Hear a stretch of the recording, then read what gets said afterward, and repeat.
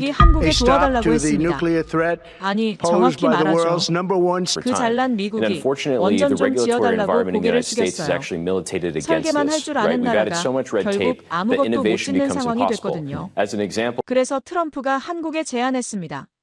우리 땅에 원전 좀 지어줘. 이건 그냥 수출이 아닙니다. 세계 1위 기술 종주국이 한국 기술력에 무릎 꿇은 사건입니다. 이게 말이 되나요? 저는 그 순간을 평생 잊을 수 없을 겁니다. 2025년 여름, 백악관 웨스트윙 깊숙한 곳의 브리핑룸에서 트럼프 대통령이 던진 한마디가 제 세계를 뒤흔들었거든요. 미국 원전 설비를 4배로 늘린다. 에너지부 실무 책임자인 조앤 밀러는 그 말에 펜을 놓을 수밖에 없었습니다. 회의실 공기가 무거워졌어요. 참석자들의 얼굴에는 당혹감이 스쳐갔죠. 4배라니, 그게 말이 됩니까? 저는 조심스럽게 입을 열었습니다. 대통령님, 현재 우리나라 시공 역량으로는. 그때 트럼프가 저를 바라보며 말했어요. 조앤, 솔직히 말해 우린 지을 수 있나? 침묵이 흘렀습니다. 저는 답을 알고 있었거든요. 미국은 1979년 스리마일섬 사고 이후 46년 동안 원전 건설을 사실상 중단했어요. 설계 기술은 있지만 실제로 짓는 기술은 잃어버렸죠. 시공 경험이 부족합니다. 제가 조심스럽게 답했을 때 대통령은 고개를 끄덕였어요. 회의가 끝난 후 복도에서 대통령이 저를 붙잡았습니다. 다른 참모들은 모두 떠난 상태였죠. 조앤, 사적으로 묻는다. 우린 정말 못 짓나? 저는 숨을 깊게 들이쉬었어요. 네, 대통령님, 저희는 불가능합니다. 그러자 트럼프가 말했어요. 그럼 누가 지을 수 있지? 저는 잠시 망설였습니다. 이 답변이 얼마나 큰 파장을 불러올지 알았거든요. 한국입니다. 트럼프의 눈빛이 변했어요. 한국? 네, 현재 원전을 실제로 짓고 운영할 수 있는 나라는 한국이 유일합니다. 대통령은 잠시 생각에 잠겼다가 말했죠. 한국에 손 내밀어. 그 순간 저는 깨달았어요. 이건 단순한 에너지 정책이 아니라는 걸. 미국이 다른 나라의 기술 도움을 공식적으로 요청하는 순간이 될 수도 있다는 걸 말이죠. 백악관을 나서며 저는 혼란스러웠습니다. 과연 이게 옳은 선택일까요? 미국의 자존심은 어떻게 될까요? 하지만 현실은 냉혹했어요. 트럼프가 원하는 원전 확대는 한국 없이는 불가능했거든요. 저는 그날 밤 늦게까지 자료를 뒤졌습니다. 한국의 APR 원사천 기술, 바라카 원전 수출 성공 사례, 신고리 5, 6호기 건설 경험. 모든 자료가 같은 결론을 가리키고 있었어요. 지금 세계에서 원전을 제대로 지을 수 있는 나라는 한국뿐이라는 것을. 저는 다음 날부터 미국 원전 산업의 현실을 파헤치기 시작했어요. 그 과정에서 마주한 진실은 참담했습니다. 우리는 정말로 짓는 법을 잊어버린 나라가 되어 있었거든요. 1979년 스리마일섬 사고가 모든 걸 바꿔놨어요. 하루아침에 원전 건설이 중단됐고 숙련 기술자들은 다른 분야로 떠났죠. 저는 아버지를 떠올렸습니다. 아버지도 그 시대를 살았던 원전 엔지니어셨거든요. 스리마일섬 사고 후 아버지는 원전 일을 그만두고 화력발전소로 옮겨야 했어요. 조앤아, 원전은 이제 끝이야. 아버지가 그때 하신 말씀이 귀에 맴돌았습니다. 그때는 몰랐지만 그게 예언이었던 셈이죠. 자료를 뒤지면서 충격적인 사실을 발견했어요. 현재 미국에서 원전 건설 경험이 있는 기술자는 대부분 70대 이상이었습니다. 젊은 엔지니어들은 설계는 할 줄 알지만 실제 현장에서 원전을 지어본 경험이 전무했어요. 웨스팅하우스도 마찬가지였죠. 기술은 있지만 시공 노하우는 없었습니다. 그런데 한국은 달랐어요. 2009년부터 2019년까지 10년간 신고리 3, 4, 5, 6호기를 연달아 지었거든요. 거기에 UAE 바라카 원전 사기까지. 최근 세계에서 가장 많이 원전을 지은 나라였습니다. 저는 한수원의 시공 데이터를 보며 탄식했어요. 이런 경험과 노하우를 우리는 갖고 있지 않았거든요. 더 놀라운 건 한국의 시공 속도였습니다. 바라카 1호기는 계획보다 2년 앞당겨 완공했어요. 품질은 세계 최고 수준이면서 말이죠. 이게 어떻게 가능하지? 저는 혼자 중얼거렸습니다. 미국이 하나 짓는데 10년 걸릴 일을 한국은 5년 만에 해내고 있었거든요. 저는 점점 확신하게 됐어요. 트럼프 대통령의 원전 확대 계획을 실현하려면 한국의 도움이 절대적으로 필요하다는 걸. 그런데 이게 과연 가능할까요? 미국이 한국에 머리 숙여 도움을 청한다는 게 말이에요. 저는 그날 밤 잠들기 전까지 고민했습니다. 이 일이 성사된다면 아마도 역사상 처음일 거예요. 저는 일주일 후 인천공항에 발을 디뎠습니다. 생각해보니 미국 정부 고위관리가 원전 기술 협력을 위해 한국을 찾는 건 처음이었어요. 공항에서 나오며 저는 떨렸습니다. 과연 한국이 우리의 제안을 받아들일까요? 한수원 본사에서 만난 김철수 사장은 예상보다 차분했어요. 밀러 차관보님, 오랜만입니다. 우리는 3년 전 국제회의에서 만난 적이 있었거든요. 저는 바로 본론을 꺼냈습니다. 김 사장님, 미국이 원전 4배 확대를 추진하고 있습니다. 한국의 도움이 필요해요.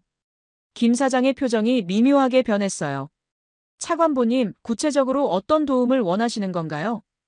저는 솔직하게 답했습니다. 시공입니다. 우리는 설계할 줄 알지만 짓는 법을 잊어버렸어요. 회의실이 조용해졌죠. 한수원 임원들이 서로 눈빛을 교환하는 게 보였습니다. 그때 기술본부장 박영호 상무가 입을 열었어요. 차관보님, 우리 시공 시뮬레이션을 보여드릴까요? 저는 고개를 끄덕였습니다. 대형 스크린에 바라카 원전 건설 과정이 3D로 펼쳐졌어요. 컨테인먼트 설치부터 증기 발생기 운반까지 모든 과정이 정밀하게 시뮬레이션돼 있었습니다. 저는 숨이 막혔어요. 이건 어떻게 만든 거죠? 박 상무가 웃으며 답했습니다. 10년간 쌓인 현장 경험의 결과입니다. 모든 시공 단계를 디지털화했어요. 심지어 날씨까지 고려하죠. 저는 화면을 바라보며 중얼거렸습니다. 미국은 이런 걸 만들 줄 몰라요. 만들던 기억도 잊었고요. 시뮬레이션이 끝나자 김 사장이 말했어요.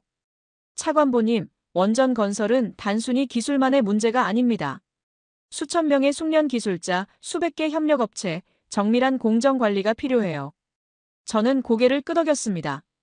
한국이 가진 건 단순한 기술이 아니라 생태계 전체였거든요. 그런데 궁금한 게 있어요. 제가 물었습니다. 왜 한국만 이 기술을 유지할 수 있었을까요? 김 사장이 잠시 생각하더니 답했어요. 포기하지 않았기 때문입니다. 후쿠시마 사고 때도 전 세계가 원전을 외면할 때도 우리는 계속 지었어요. 저는 그 말에 깊이 공감했습니다. 미국은 한 번의 사고에 좌절했지만 한국은 끝까지 버텼던 거죠. 그 결과가 지금의 차이를 만들어낸 거군요. 제가 말하자 김 사장이 고개를 끄덕였어요. 네, 이제 세계에서 원전을 제대로 지을 수 있는 나라는 우리뿐입니다. 회의가 끝나갈 무렵 저는 한 가지 더 궁금한 걸 물어봤어요. 혹시 웨스팅하우스와 협력해본 경험이 있나요? 박 상무가 쓴웃음을 지었습니다. 있죠. 하지만 그들도 시공 경험은 없어요. 설계만 던져주고 알아서 지어라 하더군요. 저는 그 말에 할 말을 잃었습니다. 서울에서 돌아온 후 저는 웨스팅하우스 본사를 찾았습니다. CEO 패트릭 프레지어와의 만남이 잡혀 있었거든요. 그는 제 보고서를 읽더니 미간을 찌푸렸어요. 조앤, 정말 한국의 도움이 필요한 건가? 저는 단호하게 답했습니다. 네, 다른 선택지가 없어요. 패트릭은 잠시 침묵하더니 말했어요. 좋아, 하지만 조건이 있다. 설계는 우리가 맡고 시공만 한국에 맡기자. 수익은 반반으로. 저는 고개를 저었습니다. 그럼 한국이 단순 하청업체가 되는 거잖아요. 그들이 받아들일 리 없어요. 그럼 어쩌자는 거야? 패트릭의 목소리에 짜증이 섞였어요. 우리가 기술을 넘겨주자는 건가? 저는 깊게 한숨을 쉬었습니다. 패트릭, 현실을 봅시다. 지금 우리에게 시공 기술이 있나요? 그는 대답하지 못했어요. 다음 날 한수원 측과 화상회의가 열렸습니다. 패트릭이 자신의 제안을 설명하자 김 사장의 표정이 굳어졌어요. 프레지어 CEO님, 그건 협력이 아니라 용역입니다. 회의실 분위기가 차갑게 식었죠. 저는 사이에 끼어 난감했습니다. 우리는 단순한 시공업체가 아닙니다. 김 사장이 단호하게 말했어요. APR 원사천은 우리 기술이고 시공 노하우도 우리 것입니다. 진정한 협력을 원한다면 동반자로 인정해주세요. 패트릭이 반박했습니다. 하지만 미국 시장은 우리가 더 잘 아는데. 그때 박 상무가 자료를 꺼냈어요. 최근 10년간 원전 건설 실적을 비교해 볼까요? 스크린에 데이터가 떴습니다. 한국 8기 완공, 웨스팅하우스 연기. 숫자가 모든 걸 말해줬어요. 패트릭의 얼굴이 붉어졌습니다. 저는 회의를 잠시 중단하고 개별 통화를 요청했어요. 김 사장님, 솔직히 말씀드릴게요. 미국 내부에서도 이견이 있습니다. 하지만 현실적으로 한국의 도움 없이는 불가능해요. 김 사장이 차분히 답했습니다. 차관보님, 우리도 미국과 협력하고 싶어요. 하지만 동등한 파트너로서 말이죠. 구체적으로 어떤 조건을 원하시나요? 제가 물었습니다. 기술 제공과 시공을 모두 담당하는 대신 프로젝트 운영권을 우리가 가져가겠습니다. 물론 미국 규제는 따르고요. 저는 고개를 끄덕였어요. 합리적인 제안이었거든요. 하지만 패트릭을 설득하는 건 쉽지 않았어요. 조엔, 이건 우리 자존심을 버리라는 거잖아. 그가 항의했습니다. 저는 냉정하게 말했어요. 패트릭, 자존심과 현실 중 뭐가 더 중요한가요? 우리는 지금 선택의 여지가 없어요. 결국 저는 결단을 내렸습니다. 한국 측과 새로운 협력 모델을 만들기로 한 거죠. 기술을 가진 쪽이 이끌어야 해요. 그게 진짜 협력입니다. 제가 패트릭에게 말했을 때 그의 표정은 복잡했습니다. 백악관으로 돌아온 저는 예상치 못한 압박에 직면했습니다. 트럼프 캠프의 정치 고문 스티브 배넌이 제 사무실로 찾아온 거예요. 조엔, 이 협상을 정치적 이벤트로 만들어야 해. 그의 눈이 번뜩였습니다. 미국 대통령과 한국 대통령의 만남, 대형 서명식, 언론 플레이까지 다 계획했어. 저는 고개를 저었어요. 스티브, 이건 기술 협력이에요. 정치쇼가 아니고요. 하지만 배너는 들으려 하지 않았습니다. 조엔, 넌 정치를 모르는군. 이런 기회를 놓칠 순 없어. 미국 우선을 보여줄 절호의 찬스라고. 그날 밤 저는 잠들지 못했어요. 머릿속이 복잡했거든요. 한쪽에서는 정치적 압박이, 다른 쪽에서는 한국 측의 진정성이 엇갈리고 있었습니다. 과연 어떤 게 옳은 선택일까요? 다음 날 아침, 김 사장에게서 전화가 왔습니다. 차관보님, 언론에서 이상한 소문이 돌고 있어요. 이 협력이 정치적 퍼포먼스라는. 저는 당황했어요. 벌써 소문이 새어나간 거였죠. 김 사장님, 그런 게 아니에요. 순수하게 기술 협력을 위한 겁니다. 하지만 상황은 더 복잡해졌어요. 백악관 내부에서도 의견이 갈렸거든요. 국무부는 한국과의 관계 강화를 지지했지만 상무부는 미국 기업 이익 보호를 주장했어요. 저는 그 사이에서 어떻게 균형을 잡아야 할지 몰랐습니다. 그때 박 상무에게서 메시지가 왔어요. 차관보님, 한 가지 제안이 있습니다. 정치적 이벤트보다는 기술진 중심의 실무 협약은 어떨까요? 저는 그 제안에 희망을 봤습니다. 바로 그거였어요. 정치가 아닌 기술로 승부하는 것. 저는 배넌을 다시 만났어요. 스티브, 생각을 바꿨어요. 이번엔 조용히 진행합시다. 그가 반발했습니다. 조엔, 미쳤나? 이런 기회를. 하지만 저는 단호했어요. 결과로 증명하는 게 더 강력해요. 성공한 후에 발표해도 늦지 않습니다. 한국 측과의 협상이 재개됐어요. 이번에는 정치적 부담 없이 순수하게 기술 협력에 집중할 수 있었습니다. 김 사장이 말했어요. 차관보님의 결단에 감사해요. 이래야 진짜 협력이 가능합니다. 저는 안도의 한숨을 쉬었어요. 협상 테이블에서 새로운 모델이 나왔습니다. 한국이 APR-1400 기술과 시공 노하우를 제공하고 미국이 규제 승인과 현지 협력업체를 담당하는 것. 수익은 기술 기여도에 따라 6대4로 배분하기로 했어요. 웨스팅하우스도 결국 이 안에 동의했습니다. 기술을 가진 쪽이 이끌어야 해요.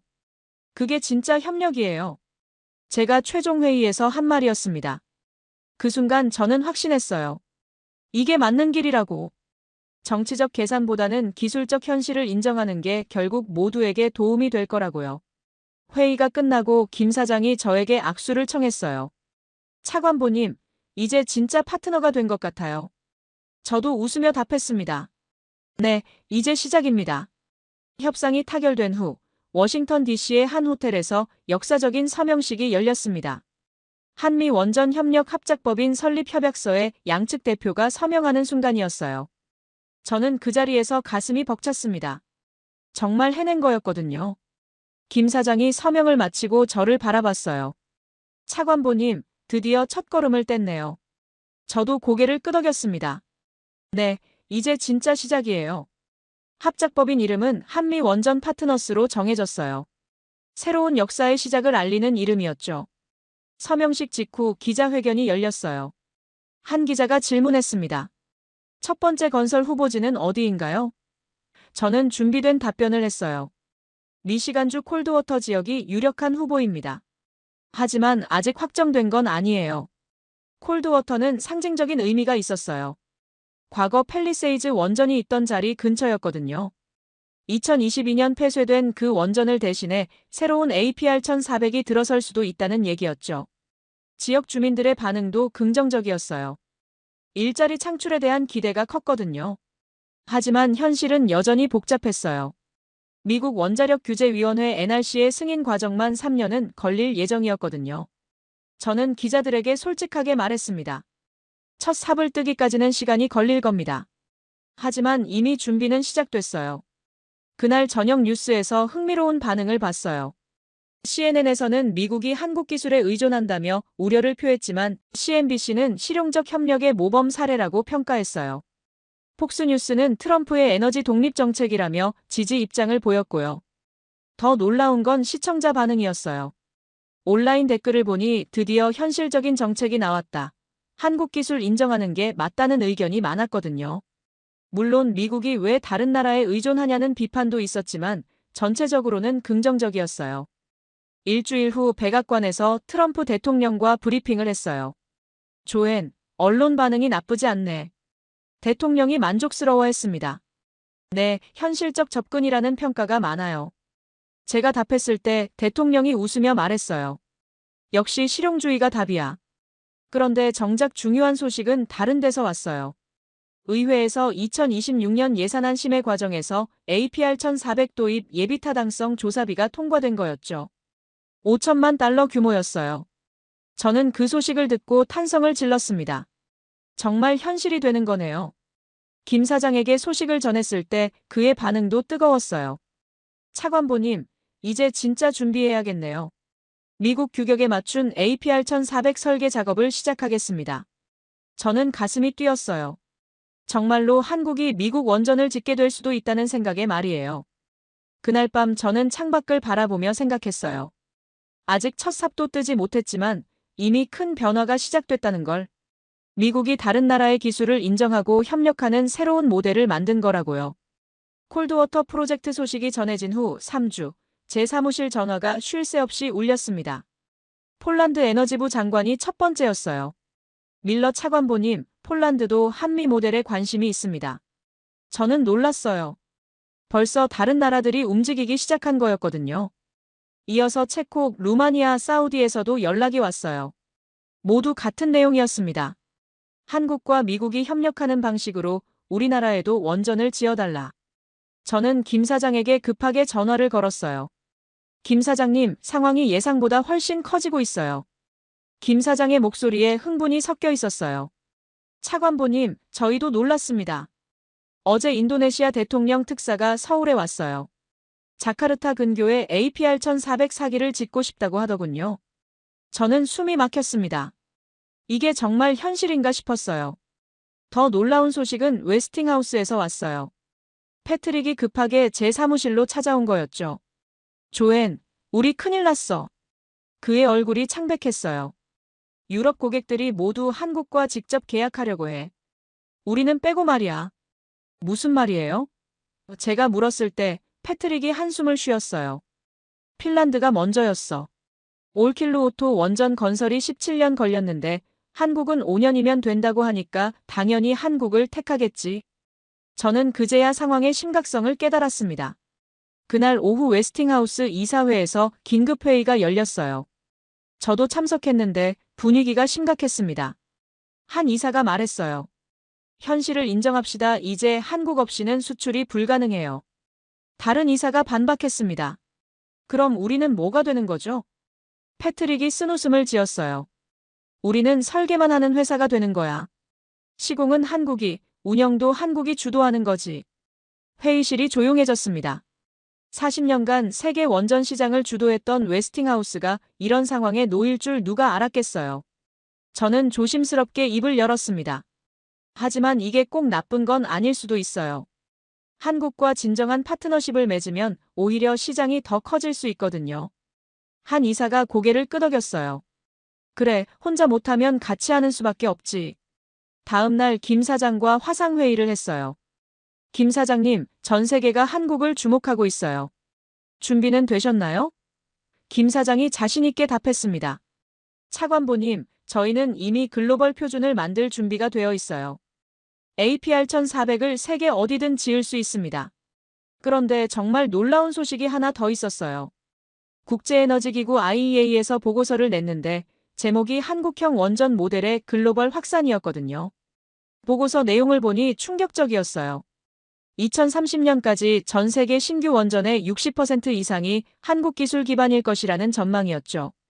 저는 그 보고서를 읽으며 감회가 새로웠어요. 불과 1년 전만 해도 미국이 한국에 도움을 청한다는 게 상상이나 됐겠어요? 그런데 이제는 전 세계가 한국 기술을 원하고 있었습니다. 정말 세상이 바뀐 거였죠. 그날 밤 트럼프 대통령에게 브리핑을 했어요. 대통령님, 우리가 한국과 손잡은 게 최고의 선택이었어요. 대통령이 만족스러워했습니다. 그래, 이제 전 세계가 우리 모델을 따라 하려고 하는군. 저는 고개를 끄덕였어요. 네, 한국과의 협력이 새로운 글로벌 스탠다드가 되고 있습니다. 처음 백악관 회의실에서 트럼프 대통령이 한국에 손 내밀어라고 했을 때의 그 충격. 그때만 해도 이런 결과를 상상이나 했겠어요?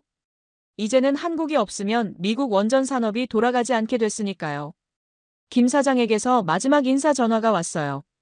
차관보님, 정말 고생 많으셨어요. 덕분에 새로운 역사를 쓸 수 있게 됐습니다. 저는 웃으며 답했습니다. 김 사장님, 이제 진짜 시작이에요. 기술을 현실로 만드는 능력은 오직 소수의 나라만이 가지고 있다. 그중 하나가 바로 한국이다. 한국이 명실상부한 세계 원전 건설의 중심이 된 거였죠. 더 흥미로운 건 웨스팅하우스의 변화였어요. 처음에는 반발했던 그들이 이제는 적극적으로 한국과 협력하고 있었습니다. 패트릭이 인터뷰에서 한 말이 인상적이었어요. 한국과 경쟁하려 했지만 협력하는 게 훨씬 현명했다. 기술을 가진 자가 세계를 이끌어가는 시대가 온 겁니다.